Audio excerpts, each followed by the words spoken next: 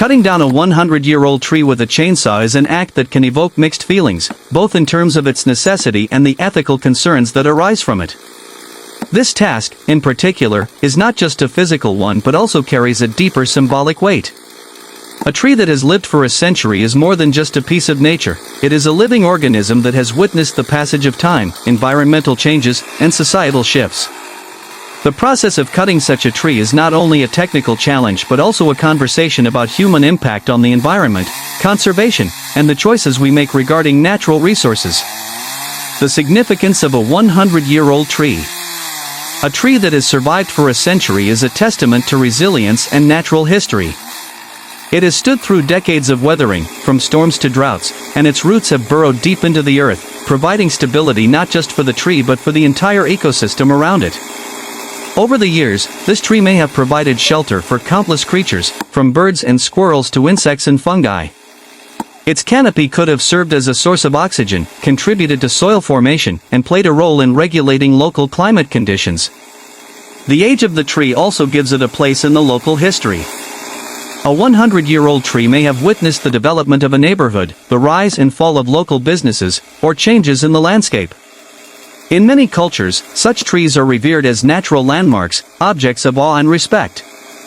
Some may even have a spiritual or cultural significance, with traditions or rituals tied to their existence. When it comes to the decision to cut down such a tree, it often sparks debate about its utility versus its inherent value. On one hand, trees are valuable resources, providing timber, fuel, and various byproducts. On the other hand, the intrinsic value of a century-old tree cannot be measured in simple economic terms. The ecological and emotional costs of cutting down such a tree are often intangible but deeply felt. Chainsaw and the process of cutting. The chainsaw is a tool designed to make the process of cutting trees more efficient and controlled. Its power comes from a gasoline engine that drives a rotating chain of sharp teeth designed to cut through wood with remarkable speed and precision. For many, using a chainsaw is an essential skill when it comes to managing trees, whether for land clearing, fire prevention, or timber harvesting.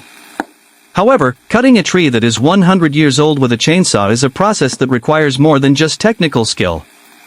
It demands careful planning, safety precautions, and an understanding of the tree's structure and health. Before using the chainsaw, the first step is to assess the tree. A tree that is a century old may have reached its peak in terms of height and trunk girth, making it a challenge to cut down.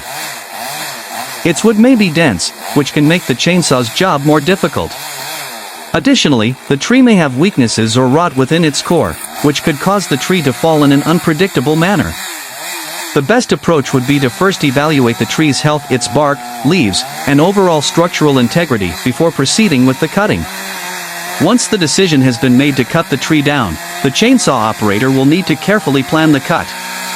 The felling cut is typically made on the side of the tree facing the direction in which the operator wants the tree to fall. This cut must be made at a specific angle and depth to ensure that the tree falls safely and in the intended direction. A notch is cut into the tree at a 70-degree angle, creating a horizontal cut and a slanted cut that meet at a point. The felling cut is then made slightly above the notch, which allows the tree to fall in the direction of the notch while controlling the speed and angle of the fall. However, cutting a 100-year-old tree is not without its risks. The size of the tree and the weight of the trunk mean that the felling cut needs to be precise, as a misstep could cause the tree to fall in an unintended direction, potentially damaging property or causing injury. Even with the correct cuts, there are other variables, such as wind and the tree's structural weaknesses, that can influence the direction of the fall. Therefore, chainsaw operators will typically use ropes and other safety devices to control the fall, particularly if the tree is in a built-up area. The impact of cutting down the tree. Once the chainsaw has done its job, and the tree has fallen, the effects are immediate. The stump that remains can be a reminder of the life that once stood in that spot, and the remnants of the tree are often used for various purposes, such as wood for building, firewood, or even as a base for artistic carvings. The process of cutting down a tree is not without its environmental consequences. A tree of this age has likely stored significant amounts of carbon, and its removal contributes to the release of that carbon back into the atmosphere. Additionally, trees play a vital role in stabilizing the soil and preventing erosion. Removing such a large tree from the landscape could lead to soil instability, especially in areas prone to heavy rainfall or flooding. The loss of a 100-year-old tree can also have a broader ecological impact. The tree may have been home to a variety of species, and its absence could disrupt local ecosystems.